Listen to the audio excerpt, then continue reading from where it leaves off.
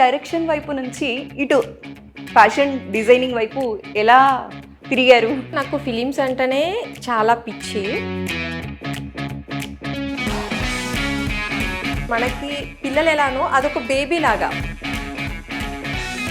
అవి రెండు ఉంటేనే మనము ఇది చేయగలుగుతాం.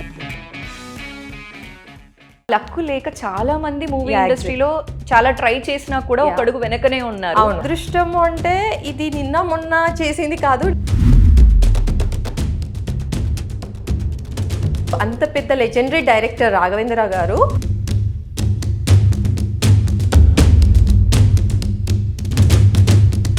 నిజంగా ఒక దేవకన్య ఆకాశం నుండి వస్తే ఇలానే ఉంటుందా? చాలా టెన్షన్ పడ్డాను. ప్యాషన్ కోసం చచ్చిపోతామని అంటూ ఉంటారు, పేరెంట్స్ ని బెదిరిస్తూ ఉంటారు. నిజంగా ప్యాషన్ కోసం సూసైడ్ అటెంప్ట్ చేస్తారా అని? మనం పుట్టాము, మనకంటూ వద్దు అన్నప్పుడు, నేను చేయలేనప్పుడు నా లైఫ్ 2-3 డేస్ డిస్కషన్ అనేది చాలా గరంగా నడిచింది ఇంట్లో. పేరెంట్స్ సైడ్ నుంచి ఆలోచిస్తే మాత్రం నేను చాలా రాంగ్ స్టెప్ వేశాను ఆ టైంలో అని చెప్పేసి చాలా రిగ్రెట్ ఫీల్ అయ్యాను చాలా టైమ్స్. ఎందుకంటే ఇప్పుడు రీసెంట్గా మా నాన్న ఎక్స్పైర్ అయ్యారు. నాకు ఆ పెయిన్ అనేది తెలుస్తుంది. Welcome to I dream. నేను మీ సురేఖ. ఇవాళ మనతో పాటు ఒక స్పెషల్ గెస్ట్ ఉన్నారు.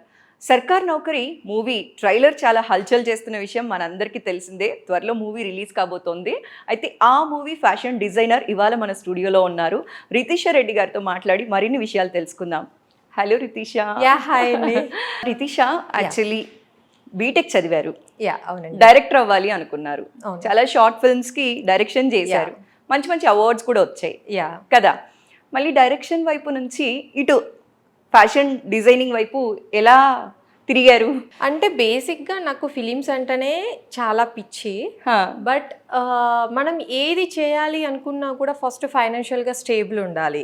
ఓకే. సో ఏంటంటే పిల్లలు, మనకంటూ ఒక ఫ్యామిలీ, మనం సర్వైవ్ అవ్వాలి అంటే ఒక ఫినాన్షియల్ స్టెబిలిటీ అనేది ఖచ్చితంగా అవసరం.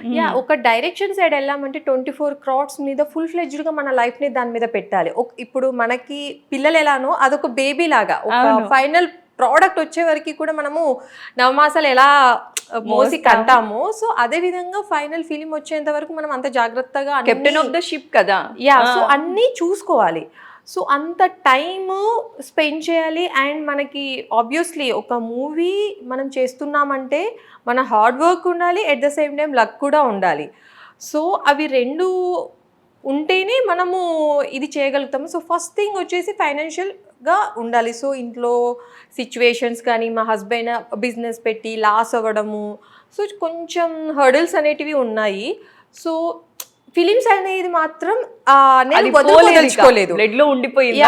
అండ్ ఏంటంటే మోర్ ఓవర్ నేను ఫ్యాషన్ డిజైనింగ్ చేశాను కాబట్టి ఇప్పుడు ఒక మహావృక్షం ఫిలిం అనేది, సో అందులో ఒక చిన్న ఏమంటారు కొమ్మ fashion design costume designing. So obviously నేను అందులో ఉన్నాను కాబట్టి సో దాన్ని మాత్రం అలా అట్టు పెట్టుకొని ఉన్నాను అన్నట్టు. ఓకే. ఈ మూవీకి కాస్ట్యూమ్ డిజైనర్ గా మీకు ఆపర్చునిటీ రావడం ఒక రకంగా బ్లెస్సింగ్ అనే చెప్పాలి. చాలా మీరు అన్నారు కదా, హార్డ్ వర్క్ కి లక్ తోడవాలి. ఎగ్జాక్ట్లీ. ఆ లక్కు లేక చాలా మంది మూవీ ఇండస్ట్రీలో చాలా ట్రై చేసినా కూడా ఒక అడుగు వెనకనే ఉన్నారు. అవును. బట్ ఆ అదృష్టం మీకు వచ్చిందనే చెప్పాలి. బేసిక్గా అదృష్టము అంటే ఇది నిన్న మొన్న చేసింది కాదు, nearly 13 years 14 years hard work ఇది. సో ఇలా చేయగానే అలా వచ్చింది మాత్రం 100% ఖచ్చితంగా హార్డ్ వర్క్ ఉంది. హార్డ్ వర్క్ తో పాటు అదృష్టం తోడయింది. ఎగ్జాక్ట్లీ. సో ఇప్పుడు అంత పెద్ద లెజెండరీ డైరెక్టర్ రాఘవేంద్ర గారు, సో తన అండర్లో చేయడం అంటే చాలా పెద్ద టాస్క్. ఎందుకంటే తన ఏ ఫిలిమ్స్లో చూసినా కూడా ప్రతి ఒక్కటి డ్రెస్సింగ్ దగ్గర నుంచి యాక్సెసరీస్, జ్యువెలరీ ప్రతి ఒక్కటి డీటెయిలింగ్గా చేస్తారు.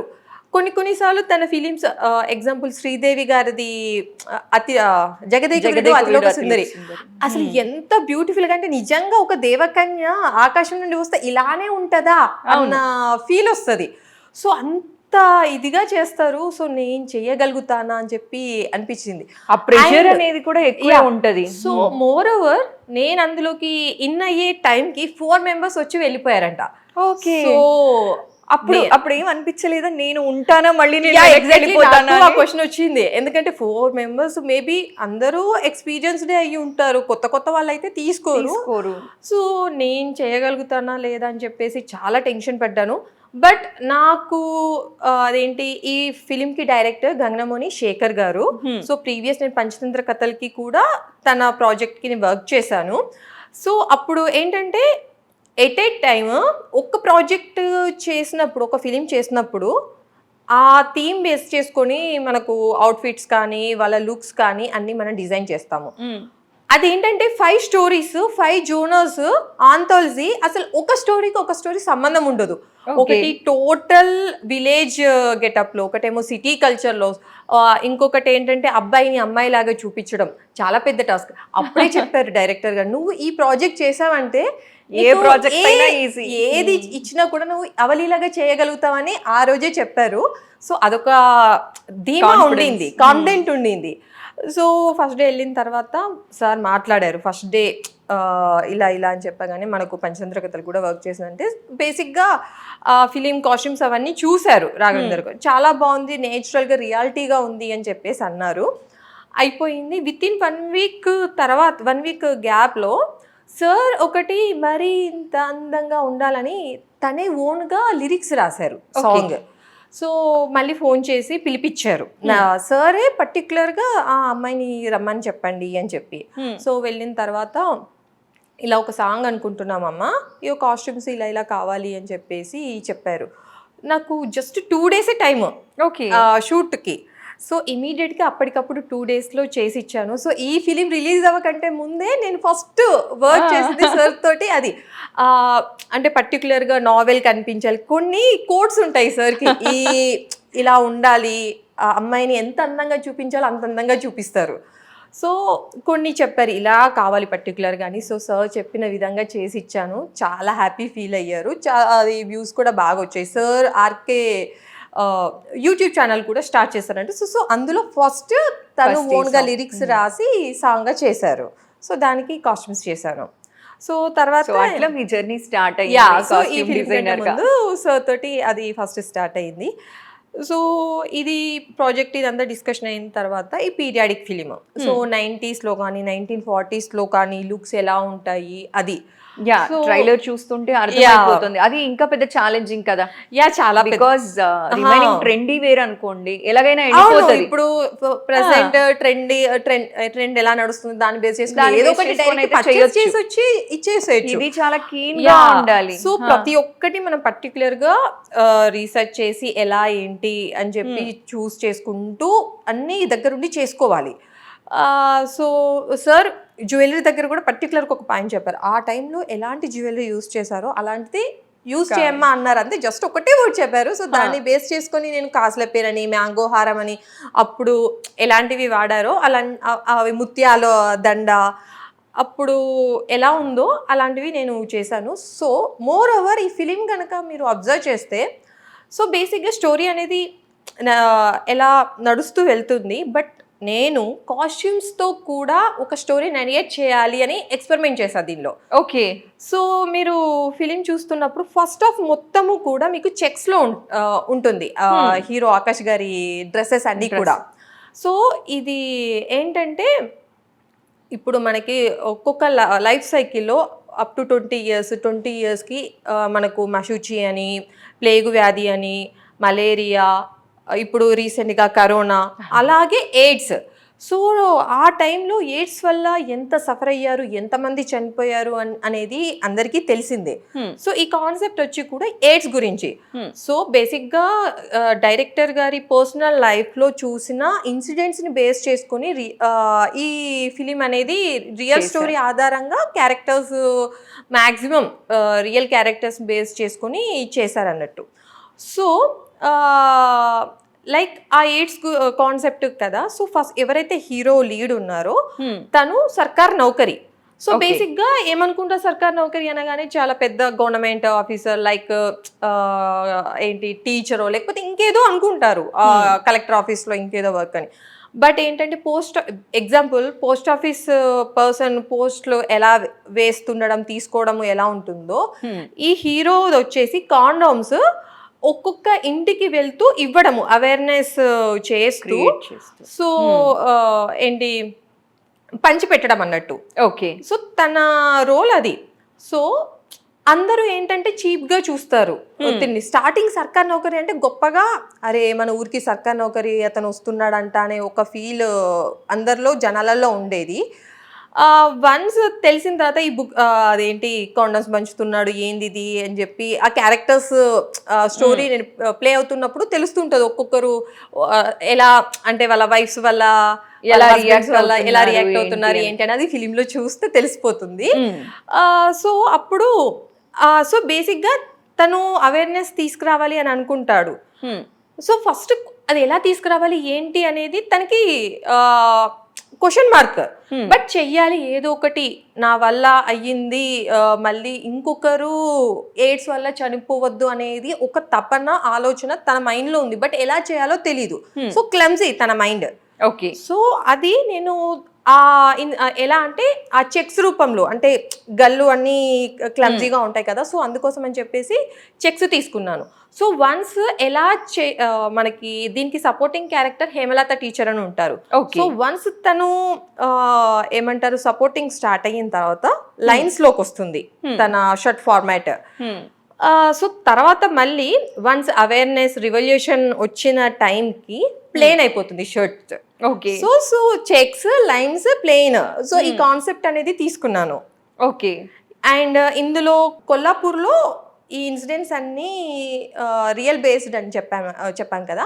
సో పర్టికులర్గా డైరెక్టర్ గారు అన్నారు, బేసిక్గా మనకి పుస్తలు ఎలా ఉంటాయి, రెండు ఉంటాయి కదా ఎక్కడైనా కూడా మాక్సిమం నాకు తెలిసి అయితే. సో లొకేషన్ ని బేస్ చేసుకొని కూడా మీరు యాక్సెసరీస్ అనేవి డిజైన్ చేశారు. సో సార్ ఏం చెప్పారు అంటే ఇట్ సైడ్ ఓన్లీ సింగిల్ పుస్తే ఉంటుంది, దట్టు ఫ్లాట్ గా ఉంటుంది. మామూలుగా మనకి పుస్తే ఎలా ఉంటుంది రౌండ్ గా, ఇటువైపు మంగళసూత్రానికి అక్కడ మంగళసూత్రానికి డిఫరెన్స్ ఉంటది, అక్కడ ఫ్లాట్ గా కనిపిస్తుంది, ఇక్కడ కొంచెం.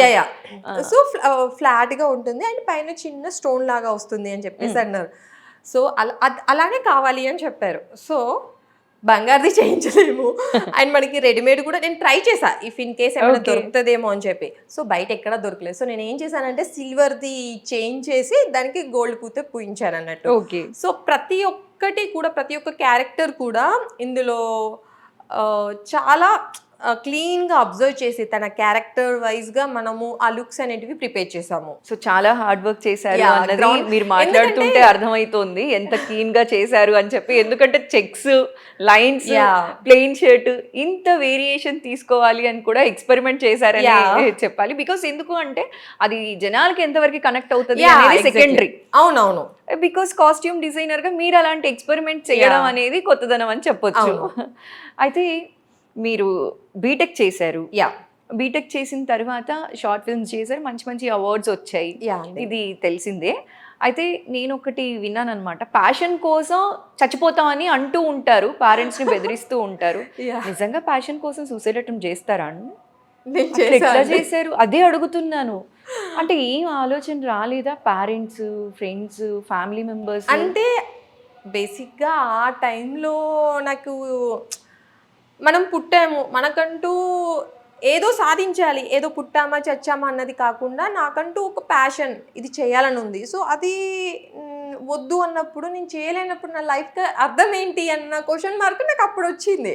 అంటే ఇన్స్టెంట్గా డెసిషన్ తీసుకున్నారా, ఆలోచించారా అసలు? బికాస్ ఎందుకంటే I just wanted to know. 2-3 days discussion అనేది చాలా గరంగా నడిచింది ఇంట్లో.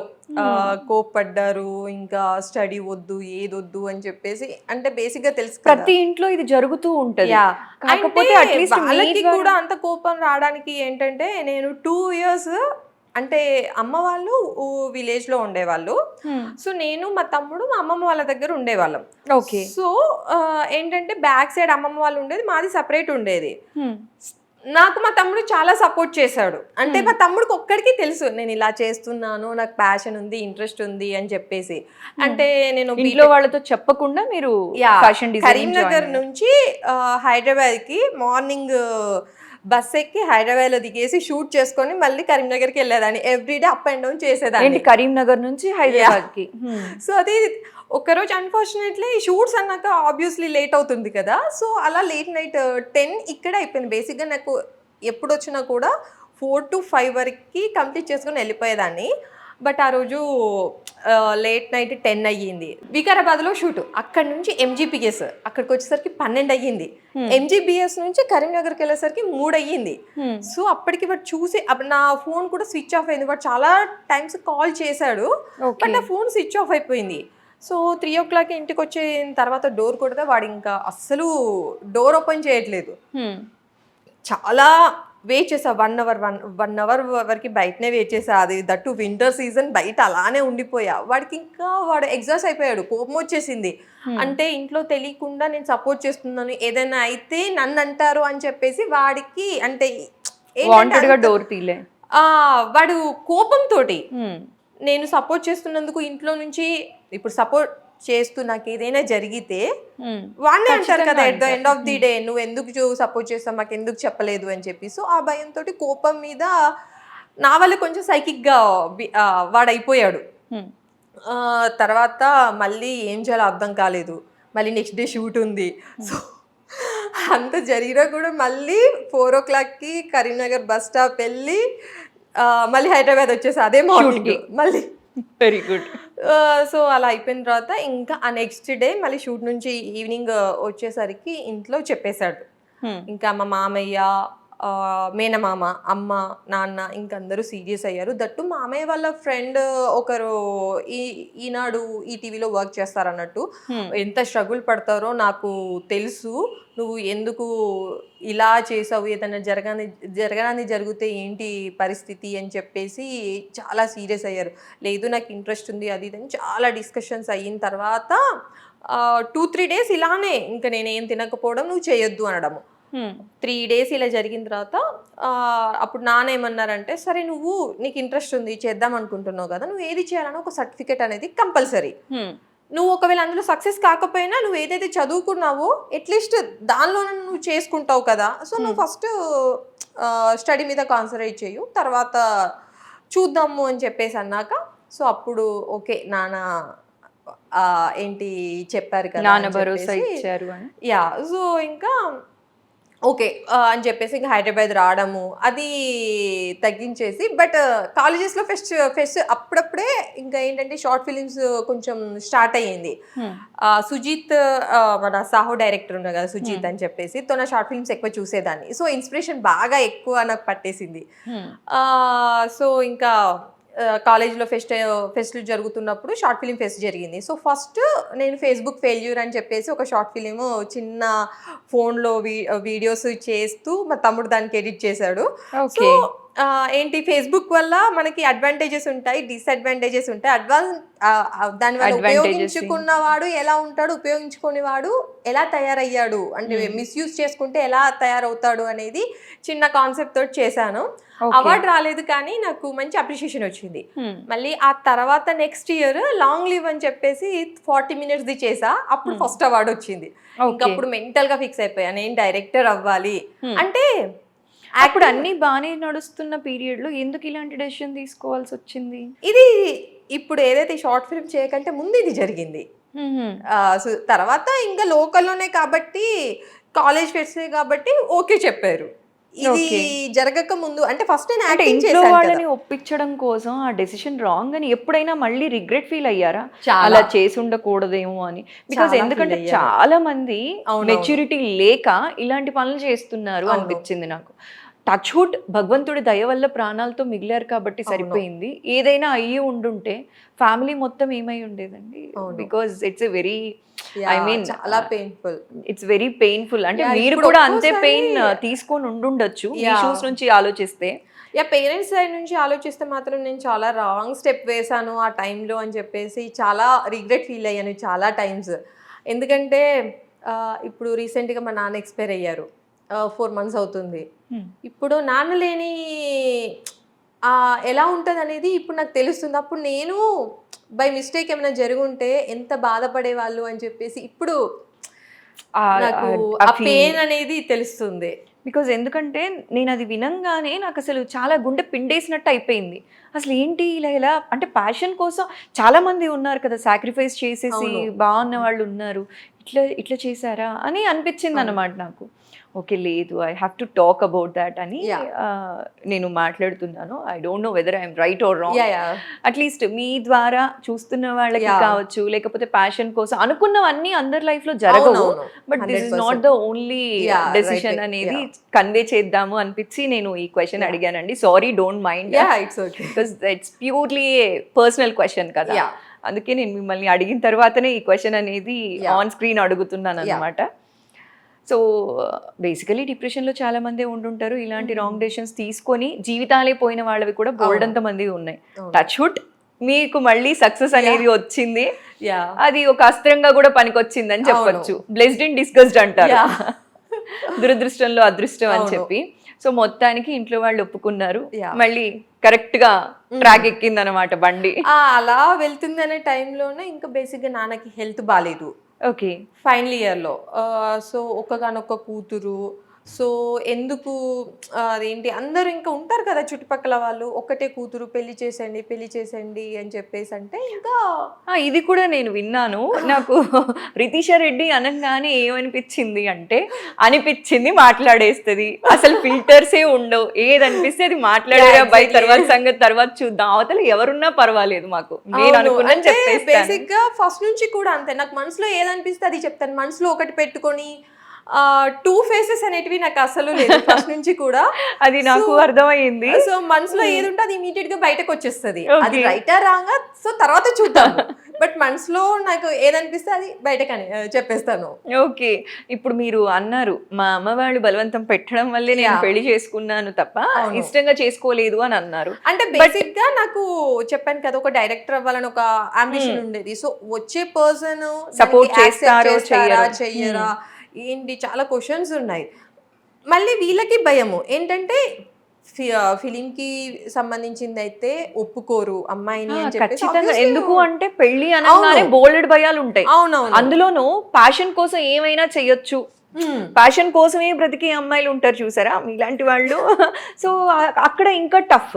అవును పెళ్లి అనేది బ్లెస్సింగ్ అవ్వచ్చు, అవును లేకపోతే కర్స్ అవ్వచ్చు యా కొన్నిసార్లు. సో ఆ భయంతో ఇష్టం లేకుండా చేసుకున్నప్పటికీ Yeah. కూడా ఇవాళ సక్సెస్ఫుల్ గానే వెళ్తున్నారు కదా. So Are you happy? నాకు 100%. ఎందుకంటే స్టార్టింగ్ లో మా హస్బెండ్ కొంచెం అటు ఇటుగా వద్దు అన్నట్టు అన్నారు, కానీ ఏదైతే మా మామయ్య చాలా సపోర్ట్ చేశారు. ఇలా పెళ్ళైన తర్వాత కూడా నేను షార్ట్ ఫిలిమ్స్ లో యాక్ట్ చేశాను. ఓకే. సో మా ఆయన సపోర్ట్ చేయకపోయినా కూడా మా మామయ్య సపోర్ట్ చేశారు. ఈవెన్ నాకు మ్యారేజ్ అయ్యాక అదేంటి ఫస్ట్ కన్సీవ్ అయ్యాక 3 months కి అన్ఫార్చునేట్ అబార్షన్ అయ్యింది. సో కొంచెం మెంటల్ గా డిప్రెషన్ లోకి వెళ్ళిపోయాను, సైలెంట్ అయిపోయా. అంతా Okay. హడావిడిగా ఏ ఫంక్షన్స్కి వెళ్ళినా ఎక్కడికి వెళ్ళినా చాలా ఇదిగా ఉండేదాన్ని, సడన్ గా సైలెంట్ అయిపోయా. సో అప్పుడు ఓన్గా మా మామయ్యని నీకు కాస్ట్యూమ్ అంటే ఫ్యాషన్ డిజైనింగ్ అంటే ఇంట్రెస్ట్ అని చాలాసార్లు అన్నావు కదా, చేయలేకపోయానని, మరి ఇప్పుడు చేస్తావా అన్నారు. ఓకే మామయ్య అంటే మా మామయ్య దగ్గరుండి నాకు హ్యామ్స్టేక్ హైదరాబాద్లో పంజాగుట్టాలో తీసుకెళ్ళి మా మామయ్యనే జాయిన్ చేశారు. అంటే నేను ప్రౌడ్గా చెప్పుకుంటాను. అండ్ నేను చిన్నప్పుడు 1.5 years నుంచే మా పేరెంట్స్కి నేను దూరంగా పెరిగా. బట్ నాకు పెళ్ళైన తర్వాత మా మామయ్య నాకు ఒక ఫాదర్ లాగా నన్ను ట్రీట్ చేశారు. ఎవరి ఫ్యామిలీలో అయినా కూడా చిన్న చిన్న ప్రాబ్లమ్స్, ఇష్యూస్ జరుగుతూనే ఉంటాయి. ఆబ్వియస్లీ నాకు మా ఫ్యామిలీలో కూడా కొందరి వల్ల ఇబ్బందులు వచ్చాయి, ఉంటాయి, ఇంటింటికి ఒక పొయ్యి అన్నట్టు. బట్ కొంచెం ఎక్సీడ్ అయిపోయాయి, ఇంట్లో నుంచి బయటకు వచ్చేసాము. అదే టైంలో మా హస్బెండ్ కి కూడా కంపెనీ అదేంటి వాళ్ళ ఫ్రెండ్స్ ఎవరైతే ఉన్నారో వాళ్ళు కొంచెం చీట్ చేయడము, అందులో నుంచి బయటకు రావడము. సో ఒకేసారి డౌన్లోకి వెళ్ళిపోయాము. ఇంకా ఆ టైంలో మా నాన్నే రెంట్ తీసుకున్నాక 2 months రెంట్ ఇచ్చారు. మా ఆయనకి బిజినెస్ అంటే ఇంట్రెస్ట్, జాబ్ చేయడం ఇష్టం ఉండదు. బట్ ఇంకా సర్వైవ్ అవ్వాలని చెప్పేసి ఒక 1 year జాబ్ చేశారు.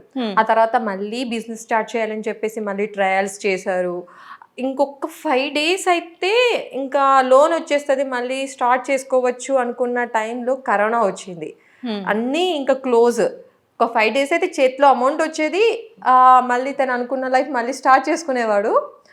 అలాంటిది సో ఇక హ్యాపీగా ఉందాం అనుకున్నప్పుడల్లా ఒక టైంలో ditch. ఎగ్జాక్ట్లీ. సో ఎప్పుడైతే ఇంకా మళ్ళీ బిజినెస్ స్టార్ట్ చేసుకోవచ్చు మళ్ళీ యాజ్ యూజువల్గా, ఇంకా అప్పుడు ఫ్రెండ్స్ అని ఏదైతే అనుకున్నాడో అలా కాకుండా తిను ఓన్గా ఇంకా సింగిల్, నేను ఎవరితో ఇంకా లింక్ పెట్టుకోకూడదు, ఓన్గా చేసుకుందాము అనుకొని అన్ని చాలా ట్రయల్స్ చేసి మళ్ళీ లోన్ కోసం అప్లై చేసి అన్నీ ఇక కరెక్ట్ ఇక మనకు అనుగుణంగా అవుతున్నాయి అనే టైంలో కరోనా వచ్చి మళ్ళీ డౌన్లోకి వెళ్ళిపోయాము.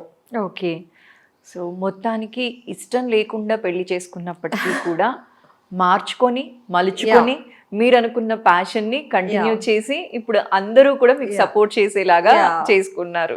అంటే ఇప్పుడు సపోర్ట్ చేస్తుంది అన్నారు కదా, లైక్ స్టార్టింగ్ చైల్డ్హుడ్లో నన్ను చాలా ఎలా అంటే రిలేటివ్స్లో కానీ ఇప్పుడు ఏదైతే ప్యాషన్ అని చెప్పేసి అందరు అనుకుంటున్నారో, అంటే నాకు బేసిక్గా చిన్నప్పటి నుంచే ఆ ఫ్యాషన్ కానీ ఇయర్ రింగ్స్, డ్రెస్సింగ్ స్టైల్, అంటే అప్పుడు ఇంత టెక్నాలజీ ఎక్కడిది, ఫొటోస్ కానీ లేకపోతే సోషల్ మీడియా కానీ నెట్ కానీ అంత లేదు కదా. సో బేసిక్గా నాకు వచ్చిన ఐడియాని పేపర్ మీద డ్రా చేసేదాన్ని అప్పట్లోనే. అంటే కొంచెం ఒక ఓవరాల్ లుక్ వచ్చేలాగా డ్రా చేసేదాన్ని, ఇలా ఇలా అని చెప్పి నియర్ బై ఉన్న టైలర్ దగ్గరికి వెళ్ళేదాన్ని, మెటీరియల్స్ తీసుకెళ్లేదాన్ని, క్లాత్ ఇలా కావాలని ఒక 10 కుట్టిస్తే అందులో ఒకటి సక్సెస్ అయ్యేది. అంటే నేను చెప్పింది తనకు అర్థం కాకో లేకపోతే తనకు చేయడం రాకో, సో 10 డ్రెస్సెస్ చేస్తే అందులో ఒకటి సక్సెస్. టైలర్స్ అంటే నార్మల్ గా ఎప్పుడు ఒకటే ప్యాటర్న్ ఉంటారు, మీరు అలా డ్రా చేసి ఎక్స్పెరిమెంట్స్ ఇస్తే ఏం చేస్తారు? సో అదేంటి, నేను ఆ చేసిన డ్రెస్సెస్ నేను యాక్చువల్లీ ఫస్ట్ ఇయర్ వచ్చేసి నాకు 10th లో హైయెస్ట్ మార్క్స్ వచ్చాయి. సో హైదరాబాద్ శ్రీ చైతన్య కాలేజ్ లో ఫ్రీ సీట్ వచ్చింది. సో నేను ఆ కుట్టించుకునే డ్రెస్సులు అన్ని కూడా నేను కాలేజ్ లో వేస్తే అందరు అరే నీ డ్రెస్సెస్ బాగున్నాయి అనేవాళ్ళు. మళ్ళీ మనసులో ఇంకొక డాన్స్, అబ్బా నేను రాబోయే కాలానికి కాబోయే కాస్ట్యూమ్ డిజైనర్ ని అసలు అనుకోలేదు అప్పట్లో ఆ థాట్ లేదు. బట్ ఏంటంటే యాంకర్ అవ్వాలని ఉండే ఫస్ట్ నుంచి కూడా. ఎలా అంటే కైండ్ బాక్స్లు ఉండేటి కదా అప్పుడు. అవును, నేను మా ఫ్రెండ్స్ కి ఫోన్ చేసి నేను ఇప్పుడు యాంకర్ ని. మీ దగ్గర ఆ క్వాలిటీ చాలా బాగుంది, ఎందుకంటే యాంకర్ కి కావాల్సింది టపటపటపట మాట్లాడటం. సో ఫోన్ చేసి కైమ్స్ వేస్తూ ఇప్పుడు నేను క్వశ్చన్స్ అడుగుతాను, నేను ఆన్సర్స్ ఇవ్వు. అప్పుడు ఆటకాల పాటకాలని వచ్చేది. ఓకే, యాంకర్ లాగా కాయిన్ బాక్స్ కి బాక్స్ లో మా ఫ్రెండ్స్ కి కాల్ చేసి యాక్ట్ చేసేవాళ్ళు. Okay okay. సో నేను ఇప్పుడు కాసేపు నేను యాంకర్ లాగా నేను బిహేవ్ చేస్తాను, నువ్వు దానికి ఆన్సర్స్ ఇవ్వు అని చెప్పేసి అలా ఆడుకునేదాన్ని. ఇది బాగుంది అబ్బా. ఎందుకు అంటే నిజంగా మామూలుగా చిన్నపిల్లలు ఏం చేసేవాళ్ళు అంటే నేను టీచర్ అవుతా, నేను డాక్టర్, ఒక కర్ర పెట్టుకొని టీచర్ లాగా యాక్ట్ చేసేవాళ్ళు. యాంకర్ లాగా యాక్ట్ చేసిన వాళ్ళు ఫస్ట్ టైం మీ దగ్గరే వింటున్నాను నేను, బికాస్ డైరెక్ట్ ట్రయల్స్ కి వెళ్ళేవాళ్ళు కదా. అవును. సో అదేంటి పెళ్ళైన తర్వాతనే మా మామయ్య ప్రభాకర్ అని చెప్పేసి ఉంటారు, సీటు తెలంగాణ. సో అందులో యాంకర్ గా కూడా చేసా, లైవ్ ప్రోగ్రామ్స్ కానీ లేకపోతే భక్తికి సంబంధించిన అవి అన్ని ఓవరాల్ ఆల్ రౌండర్ అన్నమాట. మళ్ళీ కాలేజెస్ లో ఏం చేస్తానంటే ఏంటి కొంచెం హెల్త్ ఇష్యూస్ వల్ల సెకండ్ ఇయర్ మళ్ళీ కరీంనగర్ లోనే ఆల్ఫోస్ కాలేజ్ లో చేశాను. ఓకే. సో అప్పుడు ఇంట్రెస్ట్ ఉండే ఫ్యాషన్ డిజైనింగ్ అని. బట్ నాన్న నువ్వు 1 year అక్కడ ఉండలేకపో హైదరాబాద్ లో, ఇప్పుడు 4 years కంటిన్యూగా నువ్వు ఉండాలి, నువ్వు ఉండలేవు, వద్దు నువ్వు బీటెక్ చేయు అంటే ఇంకా బీటెక్ లో జాయిన్ అయిపోయా అన్నట్టు. ఓకే. సో కాలేజ్ లో ఏం చేశానంటే అప్పటికి షార్ట్ ఫిల్మ్స్ ఫెస్ట్ స్టార్ట్ అయ్యాయి కదా. సో అది మెల్లిమెల్లిగా పురుగు స్టార్ట్ అయిపోయింది నా మైండ్ లో. సో క్లాసెస్ లో ఫస్ట్ బెంచ్ లో కూర్చునేదాన్ని. ఇప్పటికీ ఎవరికి తెలియదు, టీచర్స్ కి కూడా చూస్తే తిట్టుకోవద్దు, ఫ్యాకల్టీకి ఐ మీన్. ఫస్ట్ బెంచ్ లో కూర్చునేదాన్ని. నా పక్కకి రమ్య అని ఒక ఫ్రెండ్ ఉండేది. బేసిక్ గా చెప్తూ ఉంటారు కదా, మన సైడ్ చూసి చెప్తున్నప్పుడు నేను ఒక స్టోరీ నేరేట్ చేసుకునేదాన్ని. కాన్సెప్ట్ ఇది, ఓకే నెక్స్ట్ సీన్ అని చెప్పేసి ఇలా మనసులో అనుకునేదాన్ని. బోర్డు తిరిగి రాసేటప్పుడు ఏదైతే నేను మైండ్ లో అనుకునేదాన్నో అదే బుక్ లో లాస్ట్ పేపర్ లో స్టోరీస్ రాసేదాన్ని. ఇప్పటికీ నా దగ్గర ఆ బుక్స్ ఉన్నాయి. ఓకే, క్లాస్ లో స్టోరీలు రాసారా? కొండ. సో నా పక్కకున్నామే బలి. నేను మళ్ళీ ఇటు సైడ్ చూస్తారు కదా, అప్పుడు నేను మళ్ళీ స్టోరీ సరే నెక్స్ట్ ఏంటి పెట్టుకునేవాడు. నెక్స్ట్ స్టోరీ ఎలా తీసుకెళ్లాలని చెప్పి అలా ఆలోచించేదాన్ని. పక్కనున్న దానికి ఇచ్చేసేదాన్ని. బోర్డు మీద రాసింది మళ్ళీ ఫస్ట్ పేపర్ తిప్పేసి దానికి ఇచ్చేసి రాయమని చెప్పేదాన్ని. తన బుక్ రాసుకునేది, నా బుక్ కూడా రాసేది.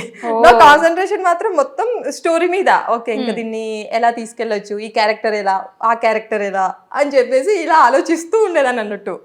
ఓకే. సో క్లాస్ రూమ్లో ఫస్ట్ బెంచ్లో బేసిక్గా లాస్ట్ బెంచ్లో కూర్చొని చేసిందంటే దానికి అర్థం ఉంది. ఫస్ట్ బెంచ్లో ఫస్ట్ రోలో ఇలా సార్ మ్యామ్ ఉంటే నేను ముందే ఉండి ఈజీగా దొరికిపోతారన్న భయం కూడా లేదు. అమ్మో అంటే అలా హ్యాండిల్ చేసా. ఎందుకంటే వచ్చి సడన్ గా చూసినా కూడా బోర్డు మీద రాసినవి మళ్ళీ బుక్ లో ఉన్నది కదా, పక్కన ఉన్న అమ్మాయి రాసింది కదా. ఓకే. రితిష, ఇప్పుడు జనరలీ మీరు చాలా మంది సెలబ్రిటీస్ కి Yeah. కాస్ట్యూమ్స్ డిజైన్ చేశారు. యా అవును. బిగ్ బాస్ లో కూడా ఓవరాల్ గా సుజాత గారికి Yeah, మీరే డిజైన్ చేశారు అవును. కదా. సో ఇంకా ఎవరెవరి సెలబ్రిటీస్ కి మీరు కాస్ట్యూమ్స్ డిజైన్ చేస్తున్నారండి? బేసిక్ గా సీరియల్స్ ఉన్న వాళ్ళకి అందరికి మాక్సిమం చేశాను. చైత్ర Okay. రాయ్, అషికా పదుకొనే, Hmm. స్రవంతి చొక్కవరపు, యాంకర్ ఉన్నారు కదా తను, మహేశ్వరి వడ్డీ, ఇంకా శ్యామల గారు, Okay. యాంకర్ శ్యామల గారు, నందిని రాయ్ హీరోయిన్. సో ఇలా ఉన్నారు. రితిష రెడ్డి లేబుల్ కూడా రన్ చేస్తున్నారు కదండి. ఇందులో కిడ్స్ కి, ఉమెన్ కి మాత్రమే డిజైన్ చేస్తున్నారా, లేకపోతే మెన్ కి కూడా డిజైన్ యాక్చువల్లీ చేస్తున్నారా? యూనిసెక్స్ మనకి పర్టికులర్ కిడ్స్ కి లైక్ మదర్స్ కి అలా కాదు, టోటల్ ఫ్యామిలీ కాంబో ప్రతి ఒక్కరికి. బేసిక్ గా నేను కిడ్స్ కి డిజైన్ చేయడం అంటే చాలా ఇంట్రెస్ట్ నాకు. Okay. That Indian kids fashion week 2019 లో చేశా నేను. అందులో ఒక డ్రెస్ ట్రాన్స్ఫర్మేషన్ డ్రెస్ చేశాను. Okay. లైక్ ఏంటంటే మనకు బ్రిటిష్ అది జనవరి 26th 100 years సెలబ్రేషన్స్ చేశారు కదా. సో ఆ టైంలో నాకు ఒక థాట్ వచ్చింది. సో ఫస్ట్ అంతా ప్లెయిన్ డ్రెస్, దాని మీద సింబాలిక్ గా మొత్తం చైన్స్ పెట్టేశాను. అంటే బ్రిటిషర్స్ మనల్ని వాళ్ళ హ్యాండ్ ఓవర్ లో ఉన్నాము అని చెప్పేసి. సో ర్యాంప్ వాక్ చేస్తూ ఎంటర్ అవ్వగానే లైక్ ఎండ్ పాయింట్ కి రాగానే తను డ్రెస్ ఇలా ఓపెన్ చేయగానే ఫ్లాగ్ లోకి వచ్చేస్తుంది, ట్రాన్స్ఫార్మ్ Okay. అయిపోతుంది డ్రెస్. సో నేను అది డిజైన్ చేస్తున్నప్పుడు అనుకున్నాను దీనికి పెట్టిన కాస్ట్ మొత్తం వేస్ట్, జస్ట్ ఒక నేమ్ వస్తుంది కానీ దీనివల్ల 1 రూపీ అయితే రాదు అనుకున్నాను. ఓకే.